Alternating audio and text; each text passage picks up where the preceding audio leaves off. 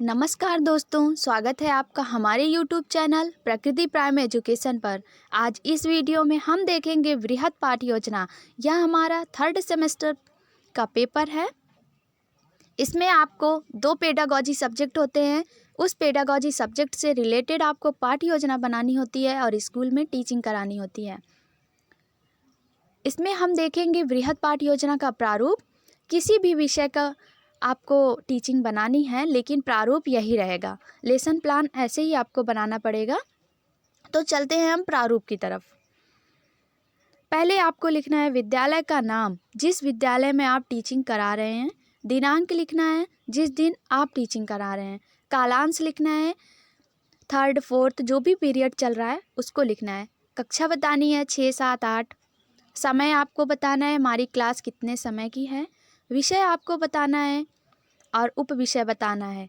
यहाँ पर अगर आपको गणित पढ़ाना है तो गणित लिखिए, और उप विषय में अगर रेखा गणित के बारे में बता रहे हैं तो आप रेखा गणित बताइए।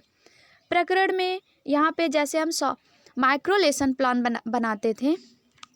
प्रकरण में जैसे हम माइक्रो लेसन प्लान बनाते थे तो उसमें हमारा एक टॉपिक निकलता था, उसी को यहाँ लिख कर हमको आगे उसी के बारे में व्याख्यान करना है। सामान्य उद्देश्य बताना है आपको 3, ज्ञानात्मक, भावात्मक, क्रियात्मक। इससे संबंधित जो भी वाक्य बनते हो आप यहाँ पर लिख दीजिए। विशिष्ट उद्देश्य अर्थात यह किस उद्देश्य से बनाया गया है, विशेष उद्देश्य इसका क्या है, आपको कम से कम 3 लिखने हैं। उद्देश्य कथन बताना है आपका इसको पढ़ाने का उद्देश्य क्या है। पूर्व ज्ञान बताना है कि बच्चों को इस टॉपिक से रिलेटेड पहले से क्या जानकारियाँ हैं। शिक्षण सहायक सामग्री में आपको लिखना है TLM के बारे में कि इस पाठ को पढ़ाने में मुझे किन किन मुख्य वस्तुओं की ज़रूरत पड़ी है जो हमारे शिक्षण में सहायक हैं। प्रस्तावना प्रश्न। उद्देश्य कथन में आपको यह बताना है कि यह पाठ किस उद्देश्य से बच्चों को पढ़ाया जा रहा है। पूर्व ज्ञान अर्थात पाठ को पढ़ने से पहले बच्चों को इस पाठ के बारे में क्या जानकारियाँ थी। शिक्षण सहायक सामग्री, इसमें आपको बताना है शिक्षण कराते वक्त मुझे किन सामग्रियों की आवश्यकता पड़ी। जैसे आप भूगोल विषय पढ़ा रहे हैं तो आपको ग्लोब की आवश्यकता पड़ी, आप ग्लोब लिखिए। चार्ट पेपर लिखिए। श्यामपट्ट कार्य कराते समय डस्टर, चॉक इत्यादि चीज़ें आप लिख सकते हैं। प्रस्तावना प्रश्न आपको मिनिमम 3 बनाने हैं, आप चाहे तो 4 भी बना सकते हैं, 5 भी। यहाँ पे प्रस्तावना प्रश्न करेंगे हम। फिर कैसे हमें कैसे हमको अपने टॉपिक को रिप्रेजेंट करना है। अब चलते हैं प्रस्तुतिकरण की तरफ। तो प्रस्तुतिकरण में आएगा व्याख्यान कौशल। कम से कम 2 व्याख्यान आपको करने हैं, तो 1 2 लिख दीजिए। व्याख्यान कौशल में हम पहला लिखेंगे तो इसका जो है मॉडल ऐसे बनेगा। शिक्षण बिंदु, छात्र अध्यापिका कथन, छात्र अनुक्रिया। छात्र अध्यापिका की जगह आप छात्र अध्यापक भी लिख सकते हैं। यहाँ पर ध्यान देने की बात है कि छात्र अध्यापिका कथन में छात्र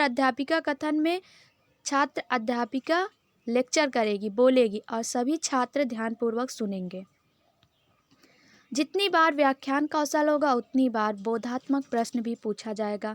शिक्षण बिंदु की जगह यहाँ पर आप क्रम संख्या लिखिए। छात्र अध्यापिका कथन, प्रश्न करेगी छात्र अध्यापिका। छात्र अनुक्रिया में छात्र उत्तर देंगे। विकासात्मक प्रश्न दूसरा, मतलब कि आपका व्याख्यान कौशल दूसरा शुरू हुआ। यहाँ पे शिक्षण बिंदु में 2 लिखिए। छात्र अध्यापिका कथन, फिर से छात्र अध्यापिका यहाँ पर व्याख्यान करेगी और छात्र अनुक्रिया में छात्र ध्यानपूर्वक सुनेंगे। बोधात्मक प्रश्न दूसरा, जितनी बार व्याख्यान होगा उतनी बार बोधात्मक प्रश्न पूछा जाएगा।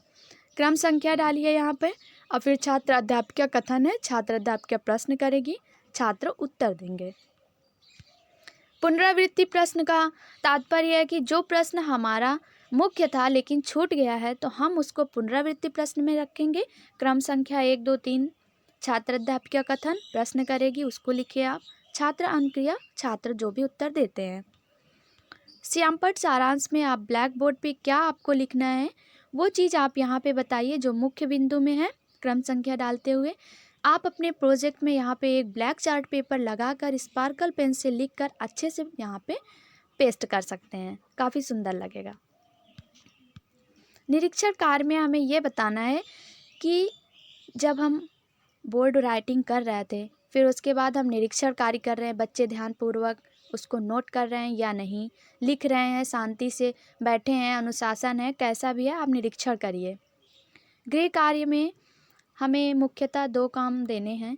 ज़्यादातर तो आप याद करने वाला काम दीजिए, क्योंकि अगर बच्चे लिख कर आएंगे, समस्त बच्चों की कॉपी चेक करने में ही 30 से 40 मिनट चले जाएंगे, तो हम पढ़ाएंगे कब। तो इसलिए गृह कार्य में ज़्यादातर आप याद करने वाला काम दीजिए, फिर यहाँ पे आप लिख दीजिए।